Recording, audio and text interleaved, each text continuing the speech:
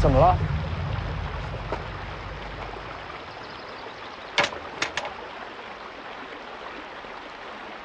李成刚重入陆地剑仙之境。陆地剑仙？他不是境界大跌了吗？不是连天象都不到了吗？怎么会成了陆地剑仙？剑神啊！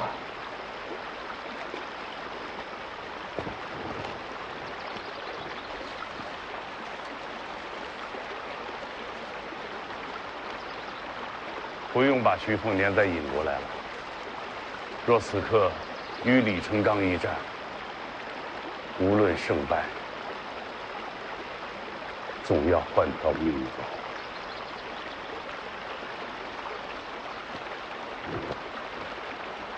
晚辈明白。你还有最后一个机会。武帝城，王先生曾经折断李成刚佩剑的木马牛。如今李成刚重入剑仙境，到了武帝城，怕是要和王先生再战一场。到时徐凤年身边可没第二个剑神了。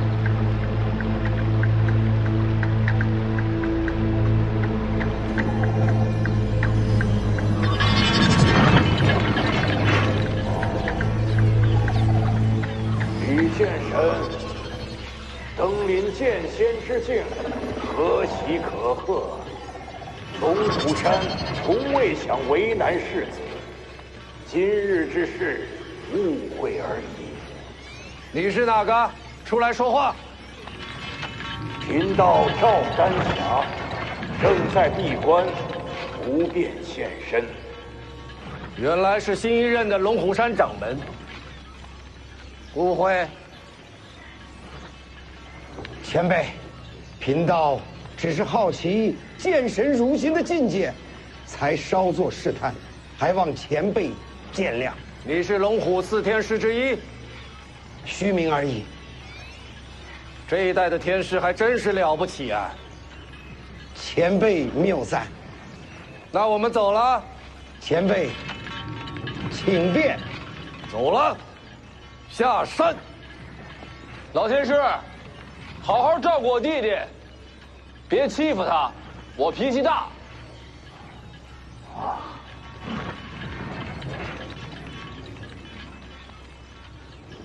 走了。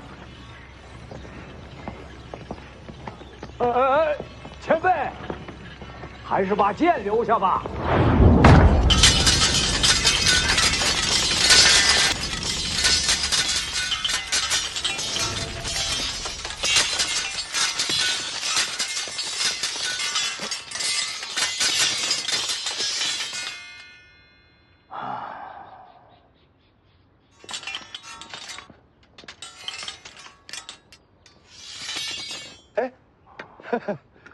您瞪着我干什么呀？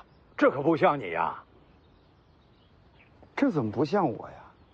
按照你的脾气，就算他李纯刚重入陆地神仙之境，你也不会轻易的认输收手吧？张居禄让我动手，人家是当朝宰辅，没点场面，怎么交代呀？你真的就做个样子给他们看？不然呢？就像你说的，徐凤年要是出了事儿，北凉可不会罢休啊！我的剑在那儿。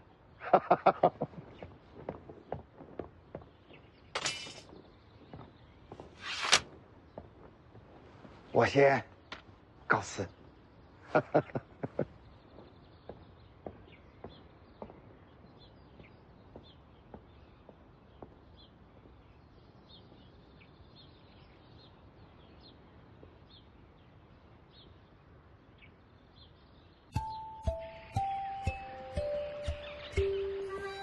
没人追过来。高手就得往前走，别回头，回头没气势。前辈您可以啊，重归陆地神仙之境了。这王仙芝也不过是天象境，那您现在是天下第一了。境界是境界，能打归能打，一品高手4境界，金刚指玄天下，外加陆地神仙，真要是动起手来，比的还是武学成就。生死之战，陆地神仙也未必能赢得过前3种，尤其是王仙芝啊，绝不能以境界论高低。那境界还有什么用啊？心境不同，领悟也不同，往前走的路自然也不同。走什么路？现在当然是下山的路了。那行，那不聊王仙芝，那里面呢？你刚才初见，能不能平趟龙虎山？人外有人，天外有天呐。龙虎山与那两禅寺南北对峙1000年，那是什么样的底蕴？天知道还藏了多少老家伙啊！小子，你要明白啊，这高手过招跟野牛打架是一个道理。什么野牛？野牛力大无穷，牛角尖锐，可互相之间打架，大部分就撞个2下，差不多分个高低，也就得了。您直接说刚才初见是唬人呗。天天生死斗，江湖上还能活下几个人呢？前辈，您都陆地神仙了，说话能不能带点仙气儿？能啊！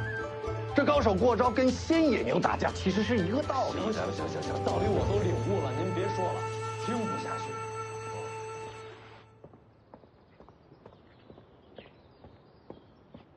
师叔。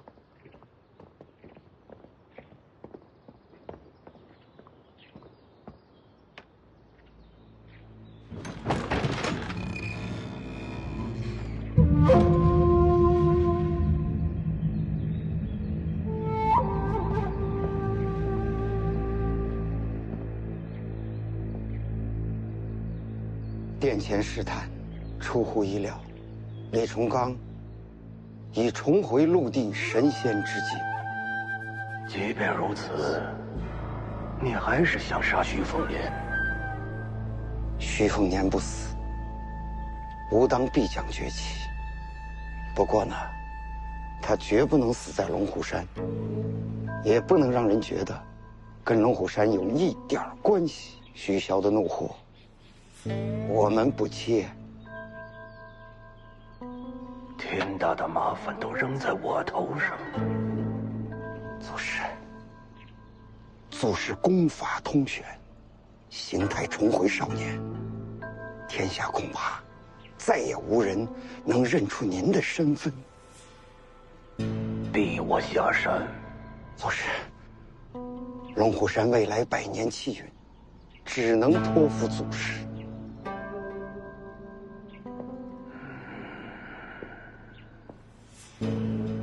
祖师，要是不麻烦，不如再多杀一个。还有谁？皇族那个私生子，赵凯。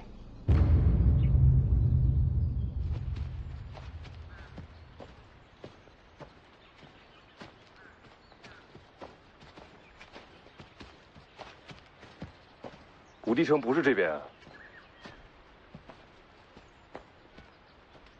你去武帝城有事？刚才钓鱼那前辈不是让我们去武帝城吗？要杀徐凤年，不是非要去武帝城的，关键就是一个李淳刚。你等等，钓鱼前辈说不杀他。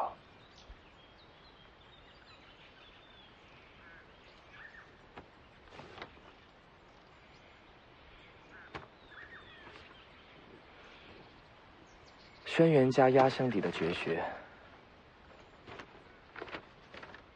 哪里来的？我说过要给你绝学，说过的话怎能不算？老前辈不想杀徐凤年，是怕天下大乱，战事再起。你不怕？怕。可天下不乱，我怎么寻出路？我没有出路，怎么给你前程？袁庭山，你一辈子求的是个机会，可你要明白，不翻天覆地，哪来的改命之机呀？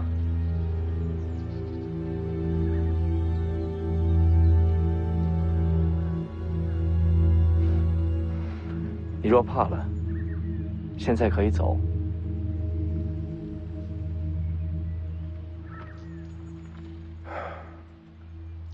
怎么过李淳刚那一关？我们等个朋友。等谁？谁能应付剑神？来了。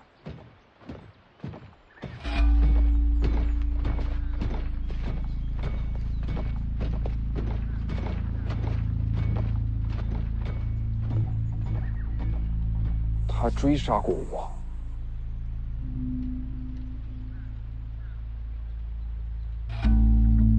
我想请你帮我一个忙。凭什么？白帝抱朴诀。你怎么知道？我看过你出手。从你的身法掌法看，应该是南疆一脉。南疆武者，求诡多变，但若没有白帝抱朴诀，自刀兵中求本真，最后都会走火入魔的，对吗？不管你是想开宗立派也好，传承师门也罢，都避不开它。我可以给你。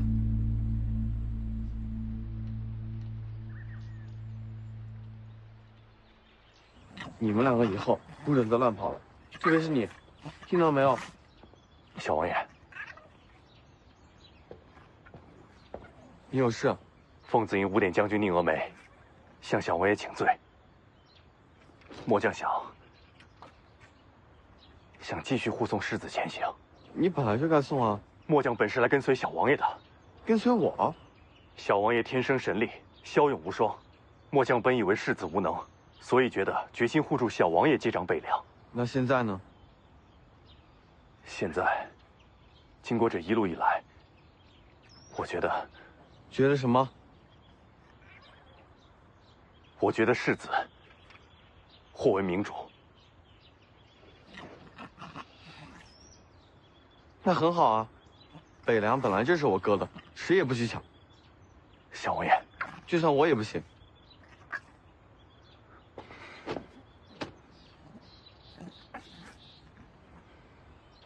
不用你对徐凤年出手的，不会让你为难。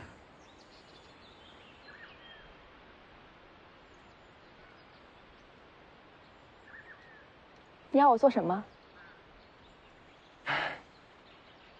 我想见见李成刚。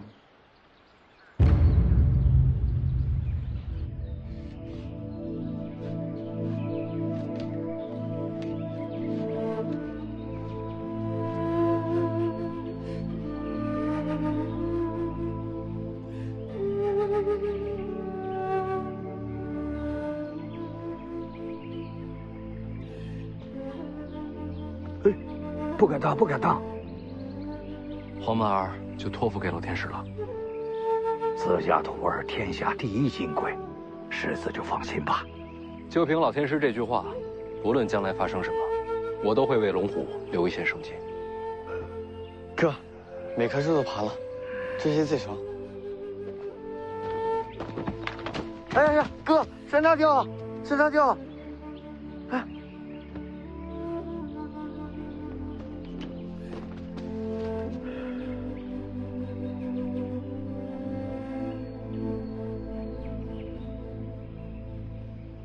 怎么没见到舒修？他没上船吗？没他。这不在这呢吗？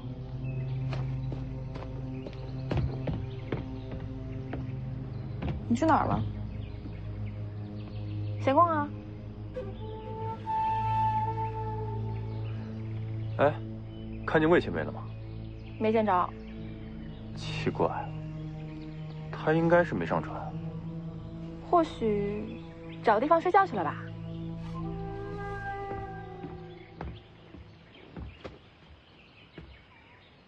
那我找人找一下。不用了。好了，好了，山楂好吃。你等等。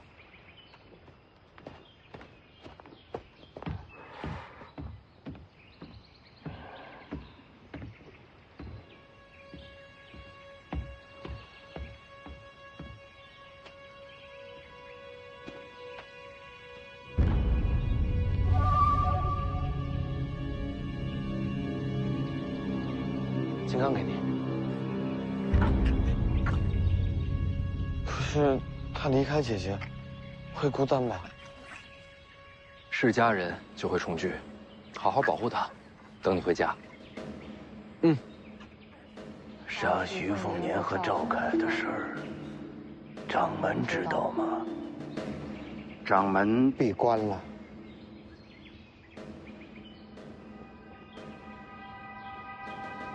你胆子不小啊！辛苦祖师了。不辛苦，我也是求生。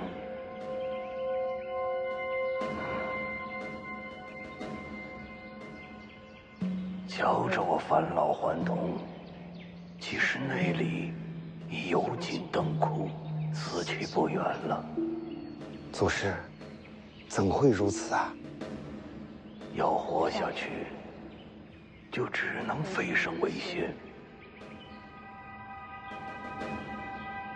李淳刚和王献之若有一战，便是人间决定，或许便能借机敲开天门，寻得一线生机。祝祖师寻到飞升之路。我去也。祖师，您是打算暗中跟随吗？我打算上船，跟徐凤年一路同行。可是，怎么才能混上徐凤年的船呢？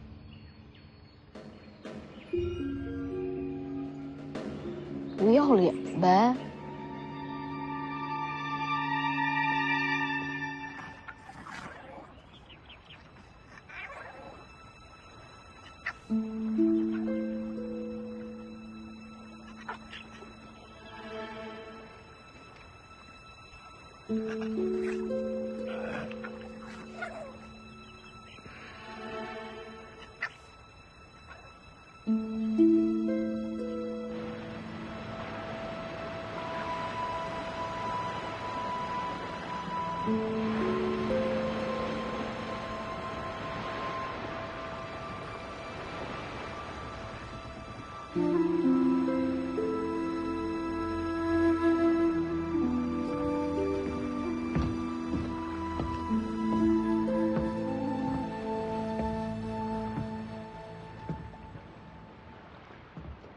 你没留下。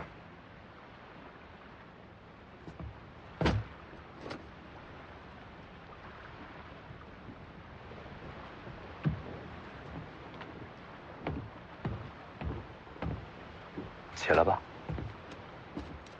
北凉人有军礼，不下跪。世子，是我愚钝，你才是北凉的未来。等我先活着回北凉再说吧。世子，前方有船。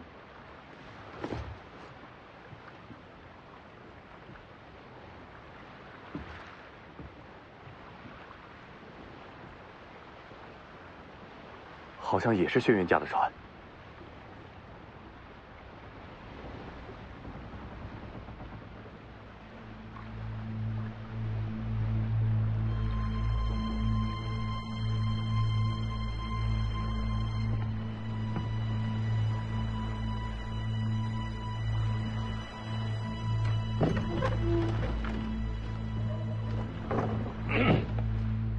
我有事情跟这小子聊聊，你们都回仓房休息去啊，去。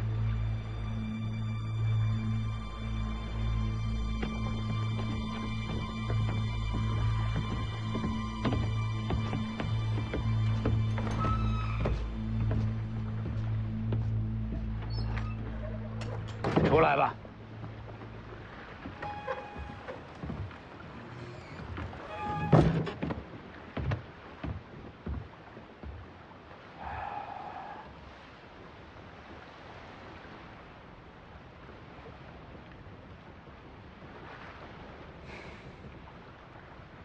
事先说好的，我离开龙虎山，就是你西行之时。我记得。那就是你的船，江上换船，不会被人瞧见。嗯，挺好的。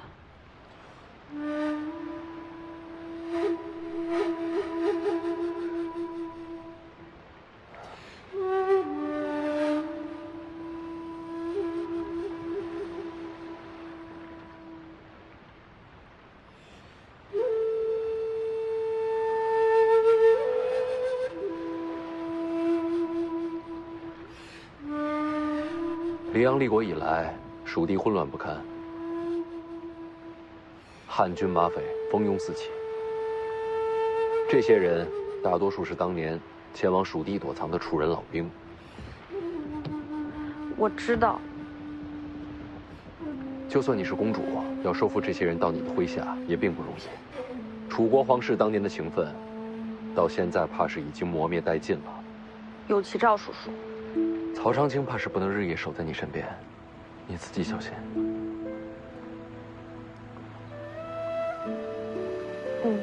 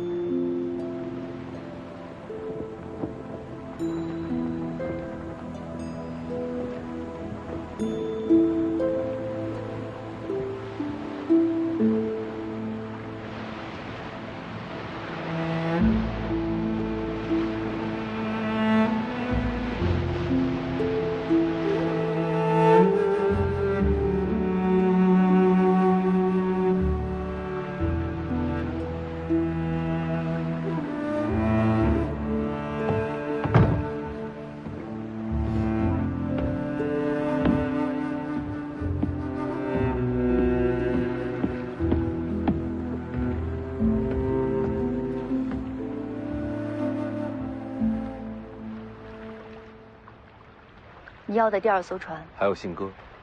魏舒阳跟我说了，信鸽就在货舱，若要传讯，记得多放几只，免得路上意外。行船的都是老手，只知道去西蜀，不知道他的身份。多谢。不用说谢，是辉山欠你的。接下来的事，我等你信鸽。听说令堂也过世了。他陪我爹去了，他们俩，我这辈子都没看懂。节哀。没有别的事，我先回山了。将来若是辉山有难，轩辕家可以来北凉避难。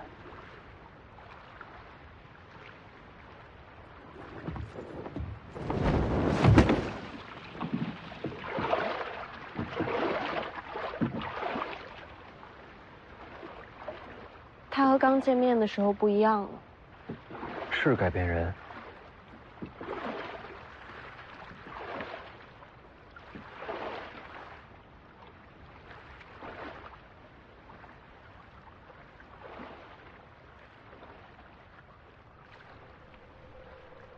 我该过去了。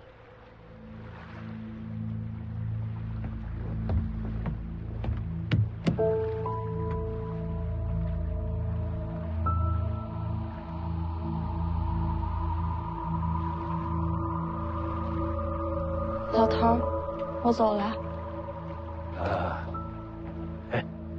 回头上西蜀找你。做什么？收徒。你不是都有他了吗？这小子用刀，你更适合接我剑道。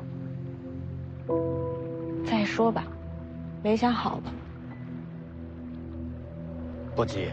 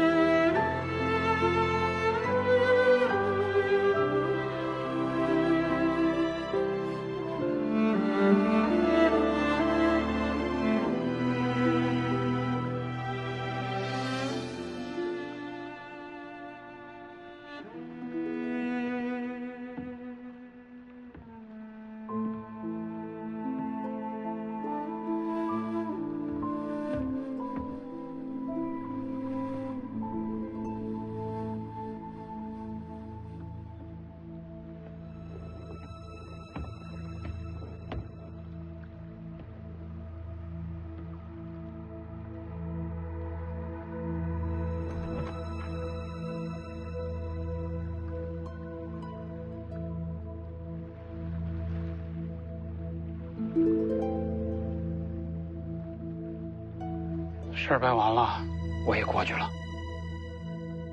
多谢。都是世子的吩咐。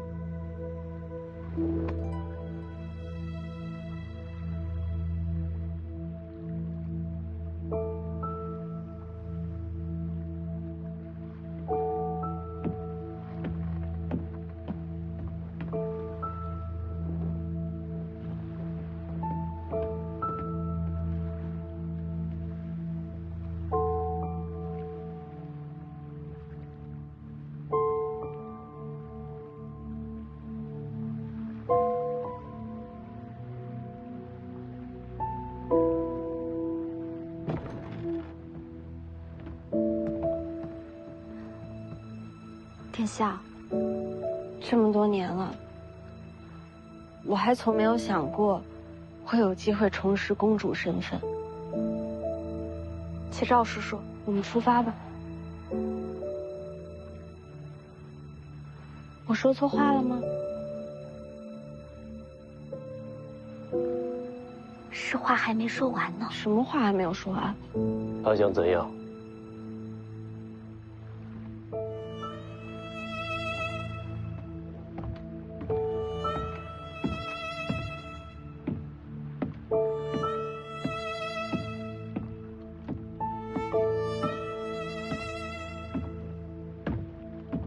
你怎么过来了？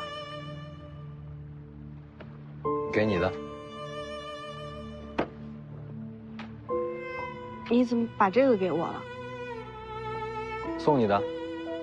你疯了！这可是你娘的佩剑啊！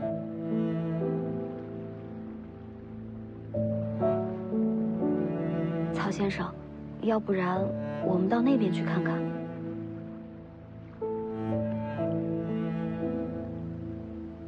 他们这一别，就不知道什么时候再见了。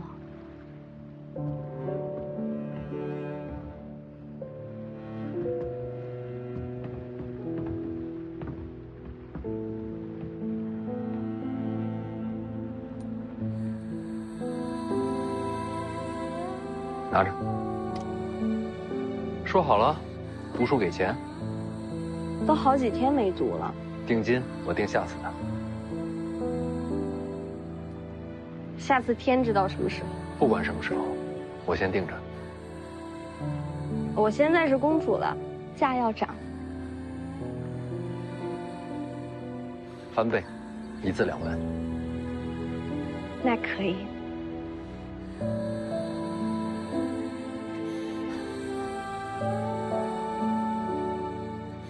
你是不是也喜欢徐凤年？哪有这种事啊？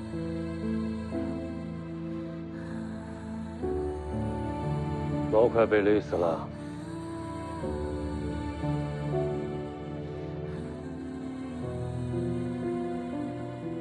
曹先生，这种事情不能乱说的。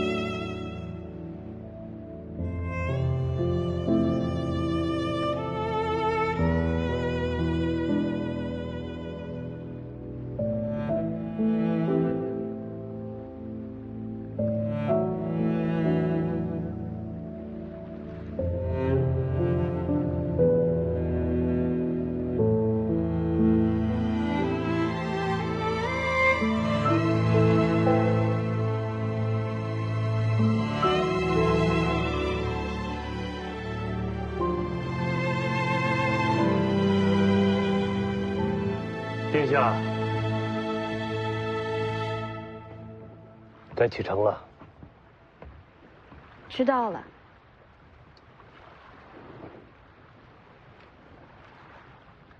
曹先生，可否请您帮个忙？说说看，你们这次西行，路上可否造些声势出来，让人知道我和殿下一去西西楚？就这意思。可以，也好让人准备接驾。多谢，那就祝各位一路顺风。徐凤年，有没有想到结果？什么结果？你是北凉世子，宿命便是镇守天下。殿下此去，收拢旧部，终究要回西楚。你们若再相见，怕是兵戎相见，这就是你们的结果。不会的，曹先生。我徐凤年从来不走别人规定好的路。真到了那一天，你相信我，我能两全。两全，这两字很难。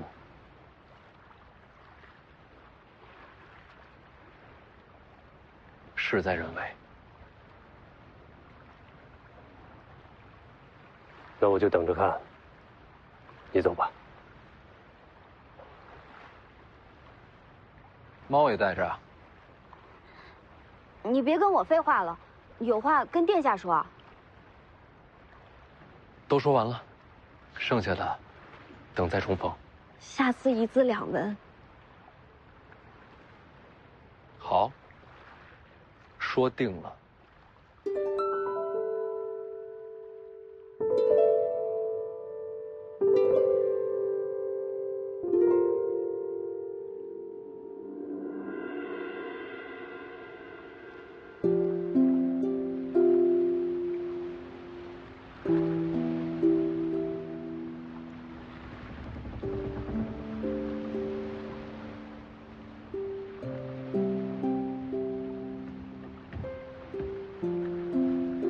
就说这么几句，他都把他娘留给他的佩剑送给你了，你也没个表示。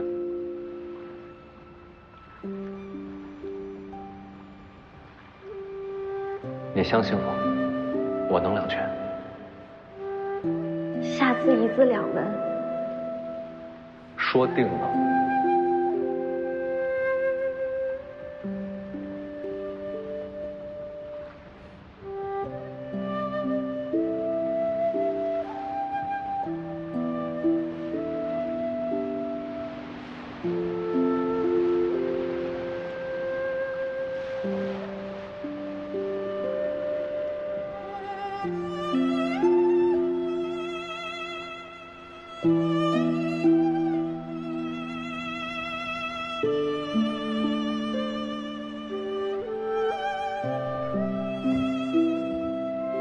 若是传讯回北凉，应该还拦得下。北爷爷，他有他自己的路要走。世子舍得就好。有舍才有得，有离别才会有重逢。人一走，话都开始酸了。我这是有感而发。你头上那是什么？头发。头发上边。哦，给你的。神符。将军临行前要我将神符转赠给你。这可是西楚传国之人。你不是也把大梁龙雀送给他了吗？一个赠神符，一个送大梁龙雀，你们这一个个的全是败家子，哎。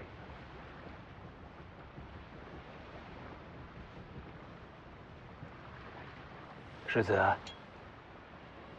下一站往何处啊？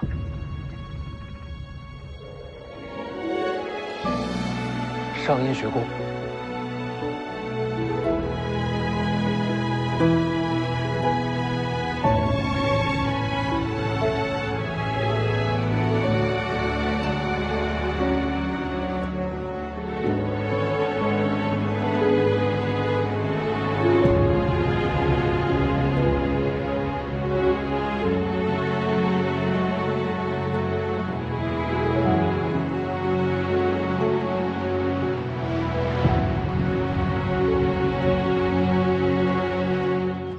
迪城等徐凤年吗？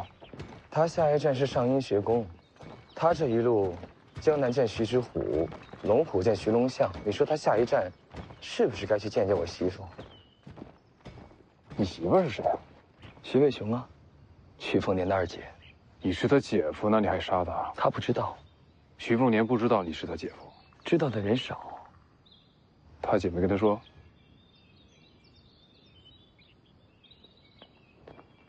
他姐也不知道。等一下，什么叫他姐也不知道？不知道什么？他姐也不知道自己是我媳妇儿。这算讹人吧？迟早的事。徐渭雄这样的奇女子，就是我的唯一良配。那你还杀他弟弟？杀徐凤年，北凉才会乱。北凉乱了，我才能趁乱而起，到时候我才有资格去徐渭雄。这么说来，我是为徐渭雄杀的徐凤年。我现在还真想看看，怎样的奇女子能和你是天生良配。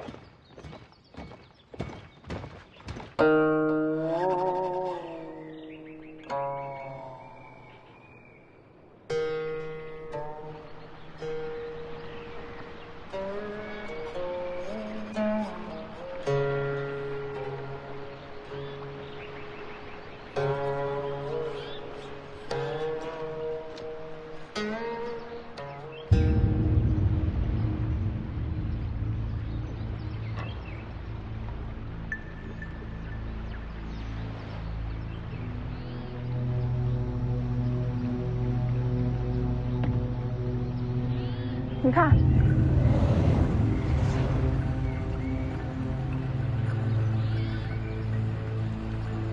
这是在搞什么呀？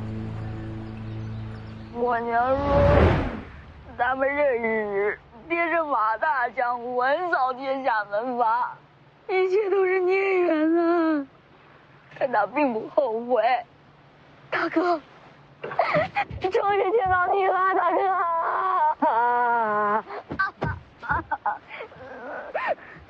你说徐骁是你生父？我也不敢相信，找上大哥就是同回北凉，我可真像。之前怎么不问啊？之前我娘一直不愿我把我爹的身份告诉我。那现在怎么肯说了？重病不治，临终前才说的。人没了？这还传着呢。就刚过世？才来的。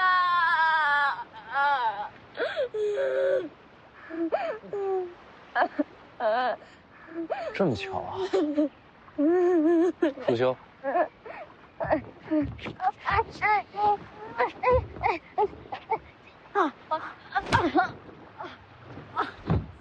没有功夫。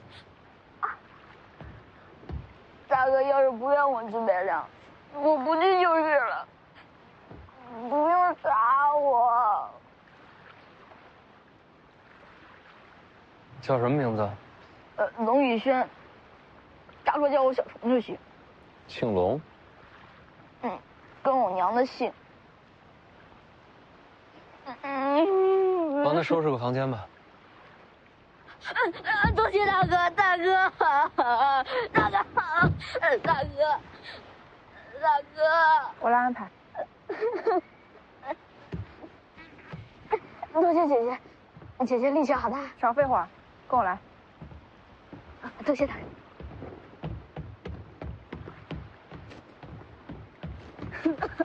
多谢大哥。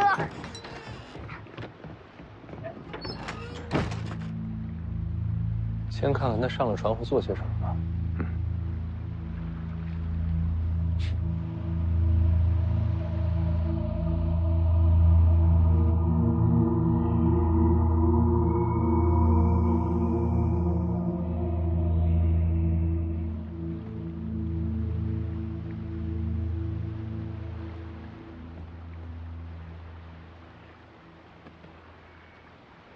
舒姐姐不仅武功好，人也好，还长得漂亮。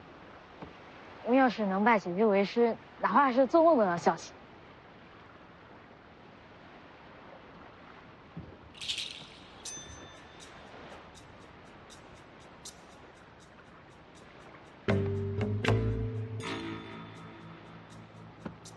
陪你吧。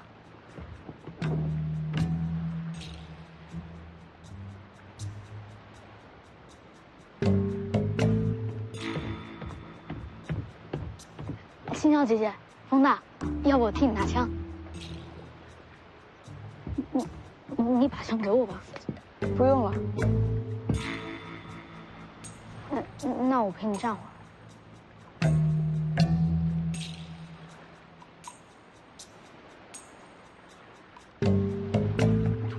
大哥累吗？我给大哥揉个肩。不用。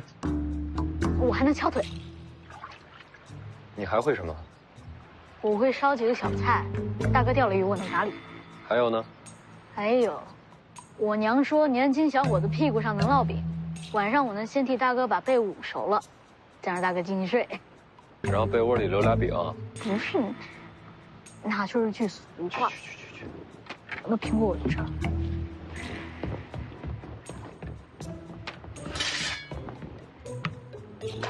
这小子爱聊天啊。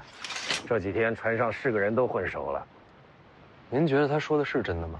他怎么会知道你的船从哪过啊？前辈看得准啊，太巧了。那你还让他上船？把人留在身边，总比藏在暗处好。再看看吧。前辈，还有个事儿得麻烦你一下。你麻烦我还少吗？有什么事？马上到上阴学宫了。我想着其他人就不下船了，您得陪我走一趟。担心刺客？我二姐在，她眼里边我这江湖行怕是胡闹。你怕你二姐？不是我怕，全家都怕。您在边上估计能好点，好歹是个剑神，能给点面子。他在家打人啊？不是打人，是那种气场。对了，您见了他。千万别在他面前提二姐这俩字。为什么？他不喜欢，显得他被大姐比下去了。深沉有什么可比的？他这个人要强啊，连时光都要争一争。有了，烤了。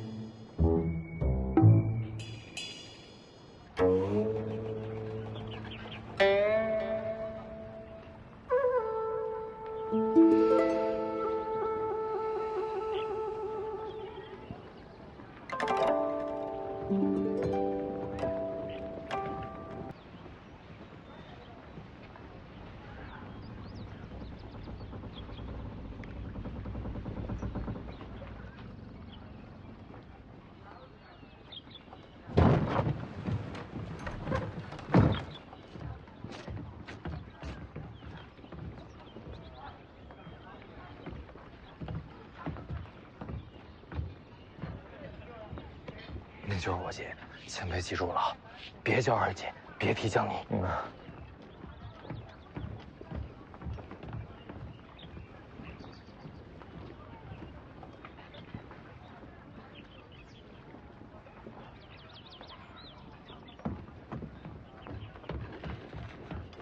姐，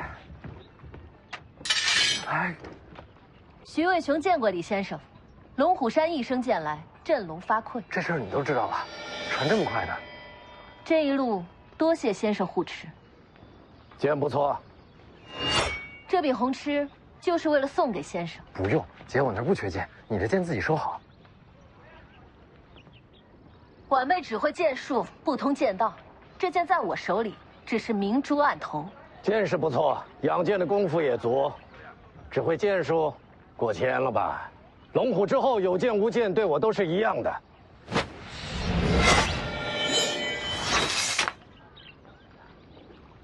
徐渭雄，你这个做二姐的也别试探我。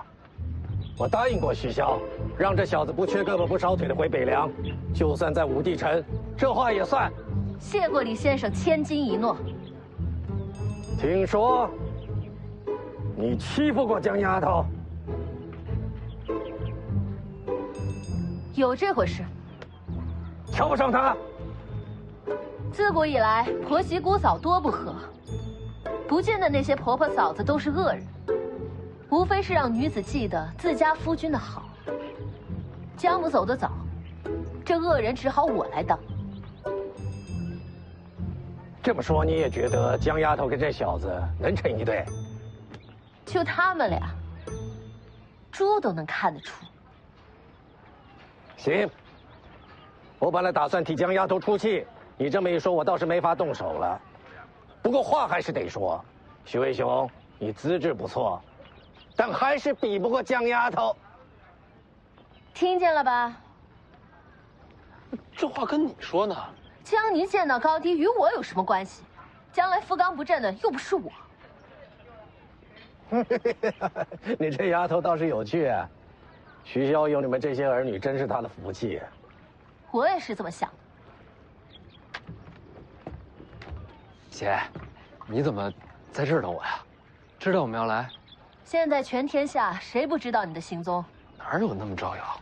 有什么话，到我住处再谈。前辈，李先生，我和徐凤年有些家事商谈，你要是想听，没人拦得住你。那我就不去了。你这就不去？还是别去了。走。哎，神父借我用用。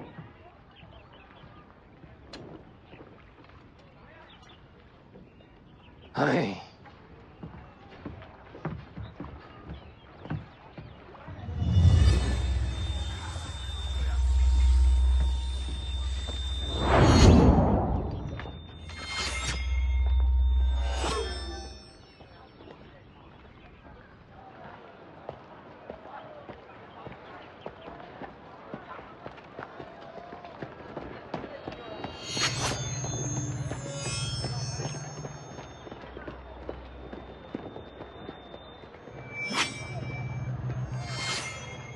今儿人这么少？今日是3年1度的学时考核，大家都不在学宫。考核不在学宫？像我这一批，今日该考堪舆，要去地费山考究望气象地，点穴寻龙。你怎么没去？我不用考。为什么？教这一门的王继久，他跟我比过望气术，输了3次给我，之后这一门就不用再考了。你把老师给赢了？他拜我为师了。学宫没说什么？习惯了。什么叫习惯了？棋道、诗文、注经、书画、注游，这几门老师都输给我了。最近这几门课都是我在上。所以这些学生这么怕你？算起来，他们也得叫我先生了。读书能读成这样，姐，你也是没谁了。比不过你，千里迢迢去武帝城送死。老黄的剑侠在武帝城。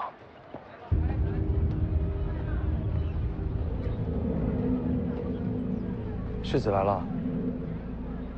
这又是谁啊？舟车劳顿你辛苦，我是你姐夫。并不是。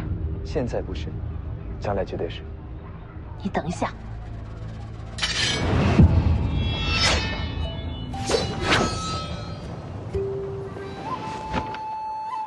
世子第一次来上医学宫，是没来过。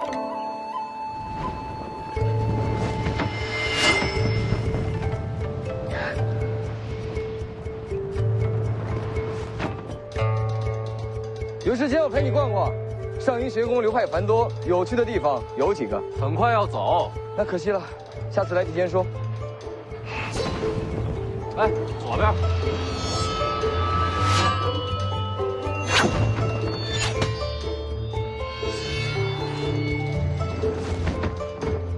别着急杀我，再了解了解。杀了之后再慢慢了解。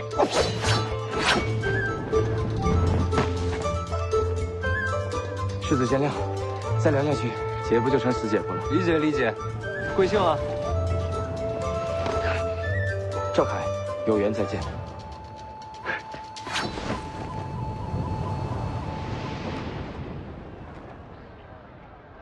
又是个姓赵的。走吧。姐，这人有点意思。当我没说。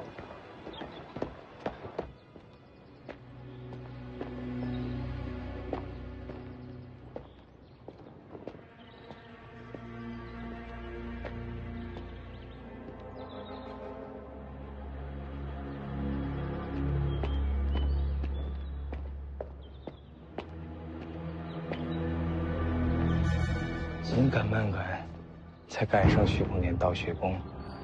要说还是水路快啊。人呢？望他解除出去了，身边没其他人。你不是要杀他吗？好机会。不能在徐公动手。不就是个疏远？我要是在这儿杀人，不就把名声毁了吗？那你过去试探还有什么意义？这里最安全，也只有在这里，李成刚才可能不在他身边。你过去盯着徐凤年，如果能听到他谈了什么最好，听不到也不将就。您呢？见李成刚。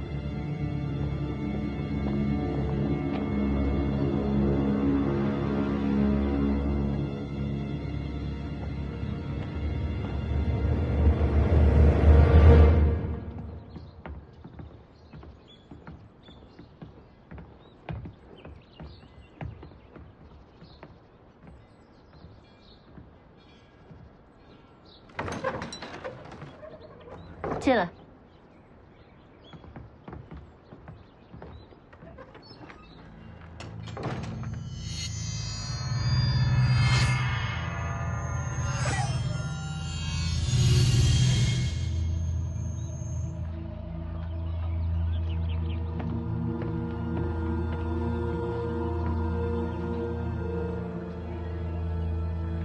前辈，徐凤年不是让你们待在船上休息吗？丰都绿袍还有传承飞的时间。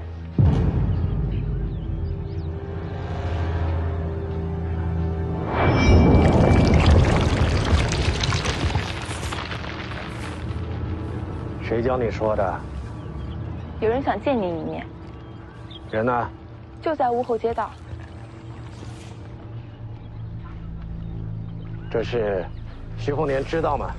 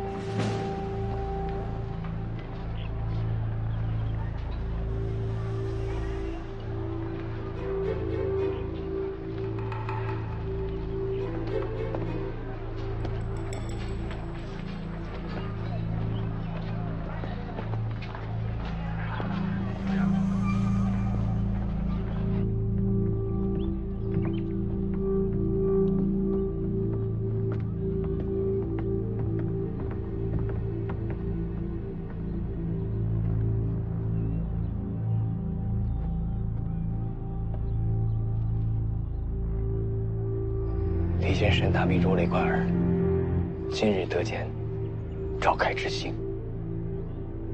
之前我想了又想，与剑神会面是不是该先聊些闲话，或是多客套几句？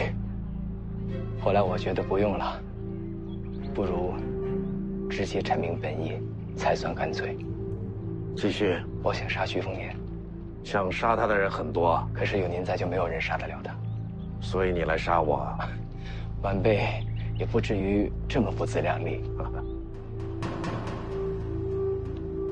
自从知道是您陪徐凤年东行以来，晚辈读了不少前辈的往事。当年丰都绿袍是您亲手杀的，谁都知道。可我觉得您不想杀他。如果我猜的没错，这件事是您隐居多年的真正原因。哪个老家伙告诉你的？前辈，我不知道徐骁给您提了什么条件，让您护住徐凤年平安，但我想我也可以提条件，求您网开一面，给我一个机会杀徐凤年。您知道吗？丰都绿袍虽然死了，但是他的门派传承、同族后人依旧在这人间。一个小门派，这些年过得风雨飘摇，这些是他留存于今的唯一传承。我想，您应该想知道这个门派在哪儿，还有些什么人。如果我不答应，你就杀光他们。前辈，这可不是威胁。无论您答不答应，都送给您。哎呦，这么辛辛苦苦查到的，就这么给我了？这是诚意。说起来，徐凤年与您非亲非故，徐骁能答应的，我能做到；徐骁做不到的，我愿意帮您做到。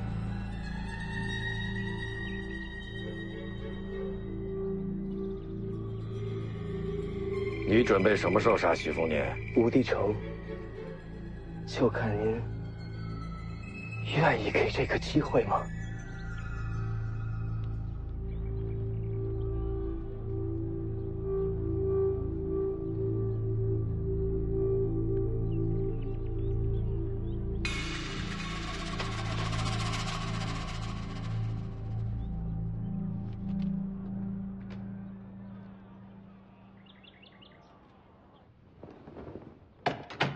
你就住这儿，姐啊，你不是诸般乐器样样精通吗？怎么也不能把琴挂墙上，自己写点字画也好啊。老黄的剑匣一直在武帝城头，什么时候去拿都一样。你现在船头一转就能回北凉。等得久了，我怕老黄心慌。他已经死了。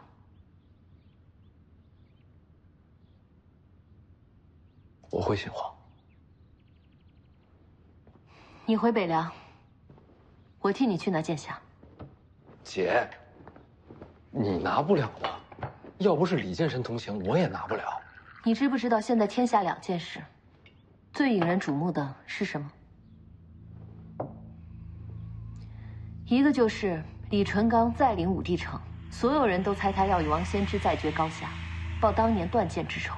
前辈和王仙芝没仇，断剑的事他没放心上。这一战会发生吗？有可能。你知道这代表什么吗？代表或许是当世最强的2人一战。有传闻，邓太阿也在赶往武帝城。桃花剑神，王仙芝自称天下第2，从此人间便无第一。王仙芝、曹长青、邓太阿，这或许就是当世最强的3人。而如今李剑神重回陆地神仙之境，天下至强又多了一个选择。我肯定是支持李剑神的。邓太阿为什么赶往武帝城？观战。武学至终极之境，有飞升传闻。知道。据说龙虎山上任掌门齐玄真，最后就是飞升天界。飞升一事真假难辨，可以肯定的只有一点：如果李淳罡与王仙芝全力交手，或者能打开天门，出现飞升之机。所以邓太阿是想趁这个机会飞升天界，而那时候你偏偏也在武帝城。我挺喜欢人间的，没打算飞升。这3人若是混战，谁能保准你的性命？就算是李淳罡，到时候也未必顾得到你。这就像是战阵冲锋，而你就是途中蝼蚁，生死只在顷刻，性命全靠天意。就这样，你还是要去武帝城？我要去，道理我都懂。但是姐啊，就一个小问题，我不想成为徐骁那样的北凉王。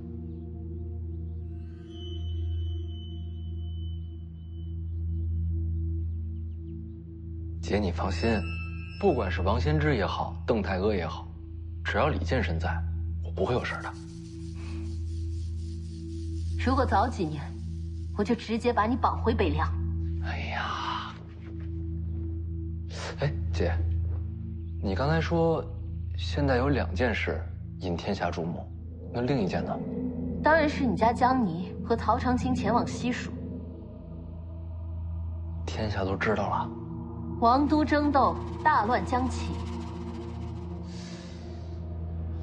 这大局终于到了这一步。你早有准备。不瞒你说，曹长青一行散布自家行踪，还是我求来的。徐凤年，你到底想做什么？